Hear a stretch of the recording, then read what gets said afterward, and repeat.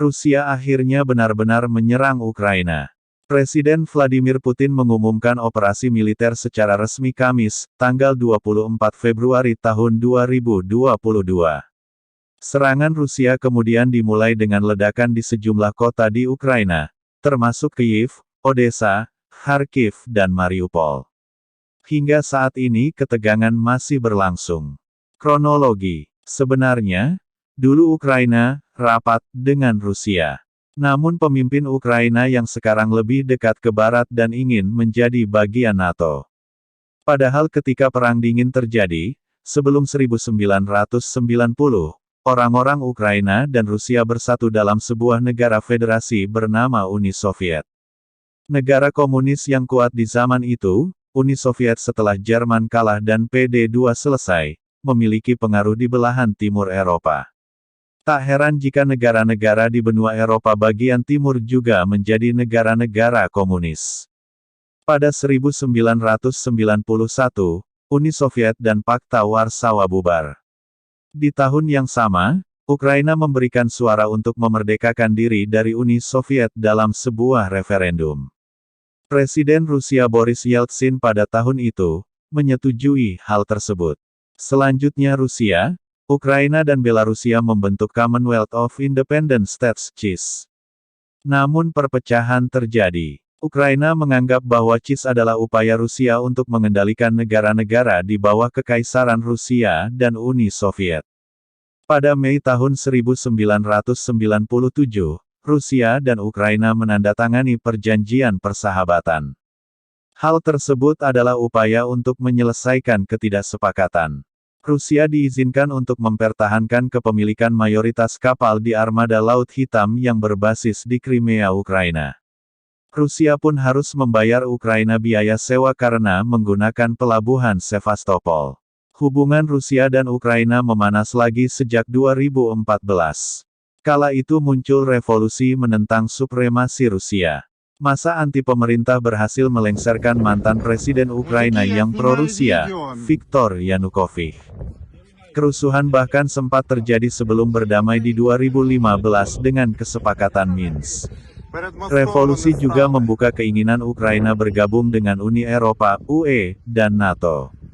Ini, mengutip Al Jazeera, membuat Putin marah karena prospek berdirinya pangkalan NATO di sebelah perbatasannya. Hal ini juga didukung makin eratnya hubungan sejumlah negara Eropa Timur dengan NATO. Sebut saja Polandia dan negara-negara Balkan. Saat Yanukovych jatuh, Rusia menggunakan kekosongan kekuasaan untuk mencaplok Crimea di 2014. Rusia juga mendukung separatis di Ukraina Timur, yakni Donetsk dan Luhansk, untuk menentang pemerintah Ukraina. Mulai panas sejak akhir 2021. Isu serangan bergulir sejak November tahun 2021. Sebuah citra satelit menunjukkan penumpukan baru pasukan Rusia di perbatasan dengan Ukraina. Moskow diyakini Barat memobilisasi 100.000 tentara bersama dengan tank dan perangkat keras militer lainnya. Intelijen Barat menyebut Rusia akan menyerang Ukraina. Di Desember, pemimpin dunia seperti Presiden AS Joe Biden memperingatkan Rusia tentang sanksi ekonomi Barat jika menyerang Ukraina karena laporan yang semakin intens soal militer di perbatasan. Sejumlah pemimpin Eropa seperti Presiden Prancis Emmanuel Macron dan Presiden Turki Recep Tayyip Erdogan juga turun gunung menginisiasi negosiasi antara keduanya. Di sisi lain, Rusia juga mulai melakukan latihan militer besar-besaran sejak awal Januari tahun 2022. Semua angkatan laut dikerahkan. Latihan ini juga dilakukan di darat. Rusia bekerja sama dengan Belarusia, tetangga dekat sekaligus sekutunya. Rusia yang cemas ke NATO. Rusia membantah akan menyerang kala itu. Namun, negeri Putin mengajukan tuntutan keamanan yang terperinci kepada Barat. Salah satu poinnya meminta NATO menghentikan semua aktivitas militer di Eropa Timur dan Ukraina. Rusia meminta aliansi tersebut untuk tidak pernah menerima Ukraina atau negara-negara bekas Soviet lainnya sebagai anggota. Dalam wawancara eksklusif dengan CNBC Indonesia tanggal 16 Februari Duta Besar Rusia untuk Indonesia, Lyudmila Georgievna Vorobyeva, mengatakan Rusia tidak pernah berniat menyerang tetangganya itu. Ia menyebut isu ini muncul setelah dihembuskan AS, NATO dan para aliansinya. Semua histeria yang terjadi antara Rusia dan Ukraina telah ditargetkan untuk mengalihkan isu dari keamanan negara kami terkait Federasi Rusia. Kami melihat ekspansi NATO yang telah berjalan selama 30 tahun lebih dan kini infrastruktur NATO makin dekat ke perbatasan kami, jelasnya dalam wawancara kala itu.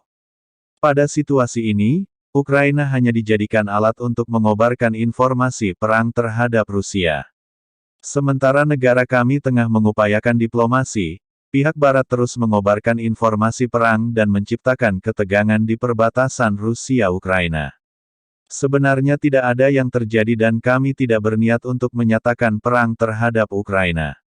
Tolong jangan salah paham, kami justru menganggap Ukraina sebagai saudara kami, ujarnya lagi. Memerangi Ukraina adalah gagasan yang tidak masuk akal bagi kami.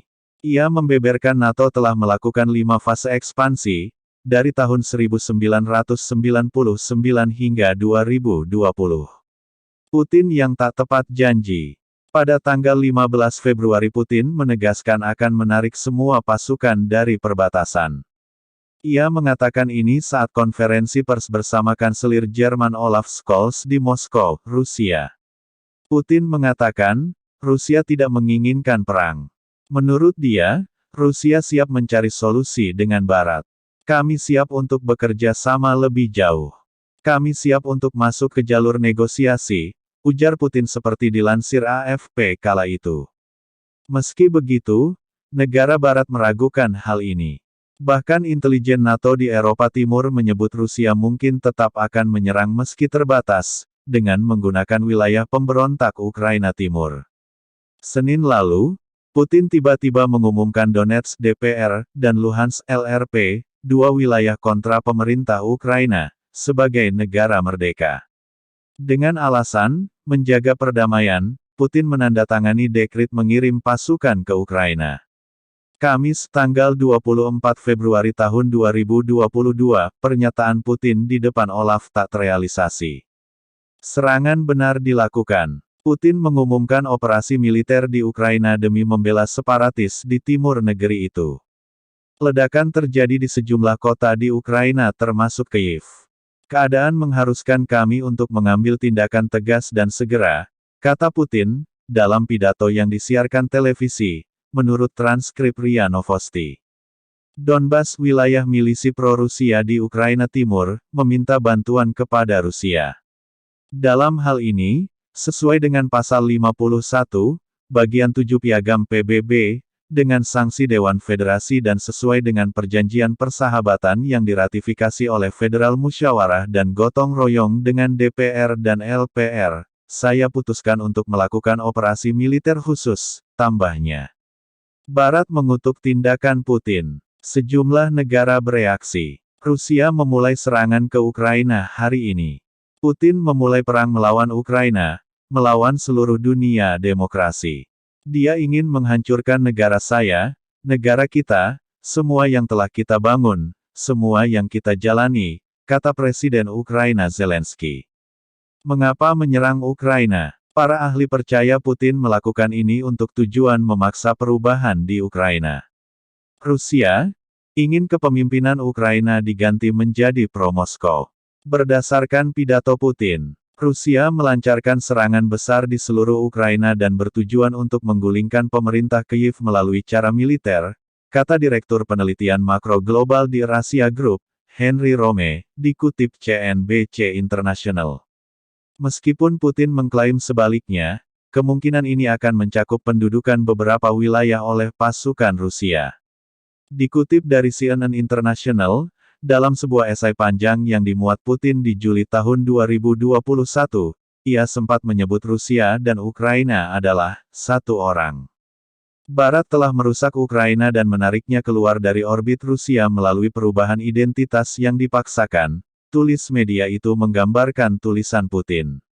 Dalam pertemuan dengan media yang dihadiri CNBC Indonesia pekan lalu, seorang pejabat senior Kedutaan Besar AS di Jakarta mengatakan pelanggaran terang-terangan Rusia terhadap hukum internasional menjadi tantangan langsung terhadap tatanan berbasis aturan internasional. Ukraina sendiri merupakan anggota PBB, yang artinya negara merdeka dan berdaulat. Jika Rusia diizinkan untuk membatasi kedaulatan Ukraina dengan mendikte aliansi Ukraina dan pilihan kebijakan luar negeri, dengan memerasnya dan melanggar integritas teritorialnya, itu dapat memberanikan orang lain yang ingin memperluas klaim teritorial ilegal termasuk di Laut China Selatan (LCS), katanya. Merusak prinsip-prinsip tatanan berbasis aturan internasional, melemahkan fondasi kerja sama internasional, dan pelanggaran Rusia mengancam perdamaian dan stabilitas di benua Eropa.